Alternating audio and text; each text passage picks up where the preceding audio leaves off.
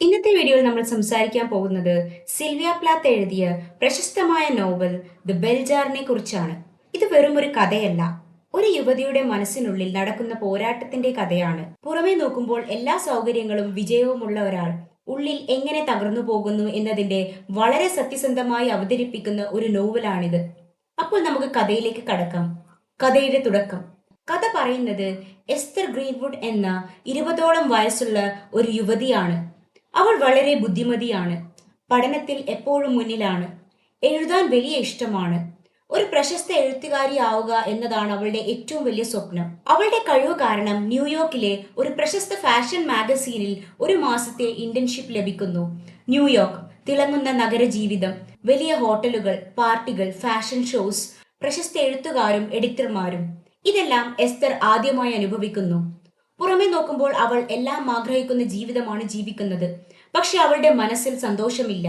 എല്ലാവരും ചിരിക്കുകയും ആഘോഷിക്കുകയും ചെയ്യുമ്പോൾ പോലും അവൾക്കുള്ളിൽ ഒരു ശൂന്യത അനുഭവപ്പെടുന്നു. അവൾ പലപ്പോഴും സ്വയം ചോദിക്കുന്നു, എനിക്ക് ശരിക്കും എന്താണ് വേണ്ടത്? ന്യൂയോർക്കിലെ അനുഭവങ്ങൾ. ഇന്റേൺഷിപ്പ് സമയത്ത് എസ്തർ നിരവധി പെൺകുട്ടികളോടൊപ്പം താമസിക്കുന്നു. അവർ ഷോപ്പ് ചെയ്യുന്നു, പാർട്ടീസിൽ പങ്കെടുക്കുന്നു, ഫാഷൻ ഇവന്റ്സിലേക്ക് പോകുന്നു. എല്ലാവരും ഭാവിയെക്കുറിച്ച് വലിയ സ്വപ്നങ്ങൾ കാണുന്നു. പക്ഷെ എസ്തർ ഇവരിൽ നിന്ന് വ്യത്യസ്തയാണ്. ഈ ഗ്ലാമറസ് ജീവിതം അവളെ സന്തോഷിപ്പിക്കുന്നില്ല. അവൾക്കെല്ലാം കൃത്രിമമായി തോന്നുന്നു.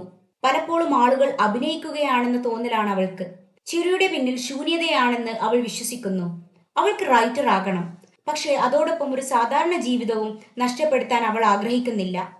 അവിടെ നിന്നാണ് അവളുടെ മനസ്സിൽ ആശയക്കുഴപ്പം തുടങ്ങുന്നത്. Buddy Willard. എസ്റ്ററിന്റെ ജീവിതത്തിൽ ബഡി വില്ലാർഡ് എന്ന യുവാവുണ്ട്. അവൻ മെഡിക്കൽ വിദ്യാർത്ഥിയാണ്. എല്ലാവർക്കും ബഡി നല്ല വ്യക്തിയായി തോന്നുന്നു.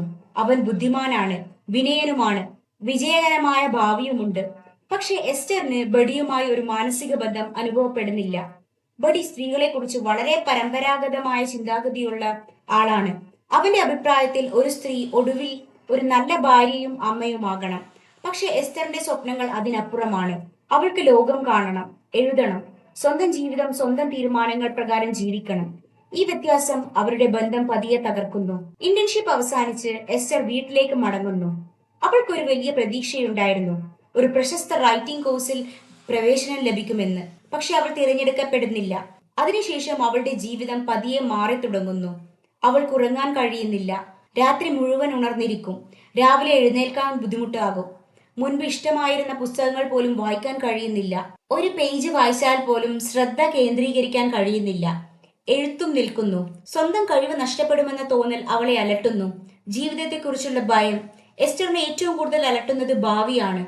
ജീവിതത്തിൽ നിരവധി വഴികളുണ്ട്. റൈറ്റർ ആകാം, പ്രൊഫസർ ആകാം, ട്രാവലർ ആകാം, മാരേജ് ചെയ്യാം, കുടുംബം തുടങ്ങാം. പക്ഷേ ഇതിൽ എന്ത് തിരഞ്ഞെടുക്കണം? ഒരു വഴി തിരഞ്ഞെടുക്കുമ്പോൾ ബാക്കി എല്ലാ സാധ്യതകളും നഷ്ടമാകുമോ?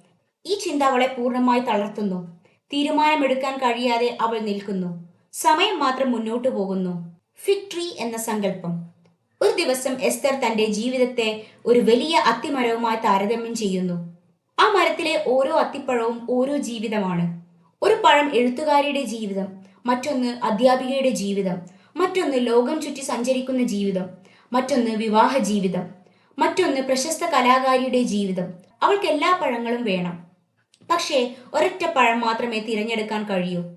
ഏത് തിരഞ്ഞെടുക്കുമെന്നറിയാതെ നിൽക്കുമ്പോൾ ഓരോ അത്തിപ്പഴവും ഉണങ്ങി നിലത്ത് വീഴുന്നതായി അവൾ സങ്കല്പിക്കുന്നു. അവസാനം ഒന്നും അവൾക്ക് ലഭിക്കുന്നില്ല. ഈ രംഗം നോവലിലെ ഏറ്റവും ഹൃദയസ്പർശമായ ഭാഗങ്ങളിൽ ഒന്നാണ്. പതിയെ തകരുന്ന മനസ്സ്.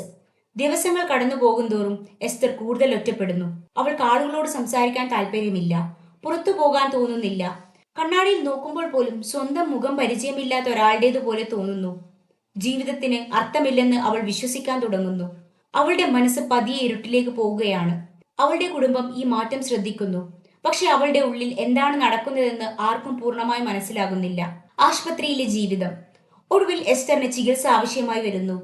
അവൾ മാനസികാരോഗ്യ ആശുപത്രിയിൽ പ്രവേശിക്കപ്പെടുന്നു. ആദ്യ ദിവസത്തിൽ ആശുപത്രി അവൾക്ക് ഭയപ്പെടുത്തുന്ന സ്ഥലമാണ്. അവൾക്ക് അവിടെയും ഒറ്റപ്പെടലാണ് അനുഭവപ്പെടുന്നത്. പിന്നീട് അവൾ ഡോക്ടർ നൊലാൻ എന്ന ഡോക്ടറെ പരിചയപ്പെടുന്നു. മറ്റുള്ളവരിൽ നിന്ന് വ്യത്യസ്തമായി ഡോക്ടർ നൊലാൻ എസ്റ്ററിനെ ശ്രദ്ധയോടെ കേൾക്കുന്നു. അവളുടെ വേദനയെ ചെറുതായി കാണുന്നില്ല. അവൾക്ക് സമയം നൽകുന്നു. പതിയെ എസ്തർ ചികിത്സയോട് സഹകരിക്കാൻ തുടങ്ങുന്നു. ചുറ്റുമുള്ള ആളുകളുമായി വീണ്ടും സംസാരിക്കുന്നു. പുസ്തകങ്ങൾ കയ്യിലെടുക്കുന്നു, ജീവിതത്തെ വീണ്ടും നോക്കി തുടങ്ങുന്നു. ബെൽജാർ എന്ന പേരിന്റെ അർത്ഥം. ഈ നോവലിന്റെ പേര് തന്നെയാണ് കഥയുടെ ആത്മാവ്. ബെൽജാർ എന്നത് ഗ്ലാസ് കൊണ്ട് നിർമ്മിച്ച ഒരു വലിയ പാത്രമാണ്.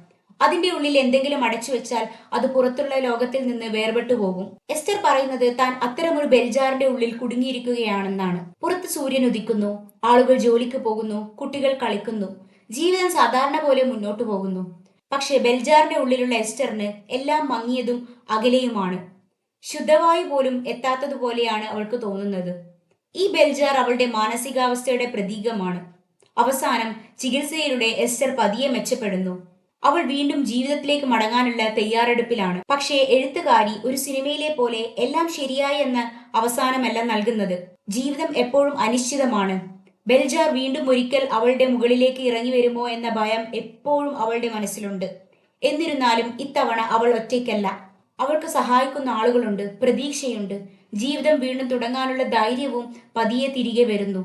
ദ ബെൽജാർ ഒരു പെൺകുട്ടിയുടെ കഥ മാത്രമല്ല, പുറമേ വിജയകരമായി തോന്നുന്ന ഒരാളുടെ ഉള്ളിൽ നിശബ്ദമായ പോരാട്ടത്തിന്റെ കഥയാണ്. സ്വന്തം സ്വപ്നങ്ങൾ, സമൂഹത്തിന്റെ പ്രതീക്ഷകൾ, ഭാവിയെക്കുറിച്ചുള്ള ഭയം, ഒറ്റപ്പെടൽ, ജീവിതത്തിന്റെ അർത്ഥം കണ്ടെത്താനുള്ള ശ്രമം, ഇവയെല്ലാം സിൽവിയ പ്ലാത്ത് അതീവ സത്യസന്ധമായി ഈ നോവലിലൂടെ അവതരിപ്പിക്കുന്നു. അതുകൊണ്ട് തന്നെ പ്രസിദ്ധീകരിച്ച് പതിറ്റാണ്ടുകൾ കഴിഞ്ഞിട്ടും ദ ബെൽജാർ ഇന്നും ലോകമെമ്പാടുമുള്ള വായനക്കാരുടെ മനസ്സിൽ ജീവിക്കുന്ന ഒരു ക്ലാസിക് നോവലായി തുടരുന്നു. ഈ വീഡിയോ ഇഷ്ടപ്പെട്ടിട്ടുണ്ടെങ്കിൽ like, share and subscribe to this channel. Thank U.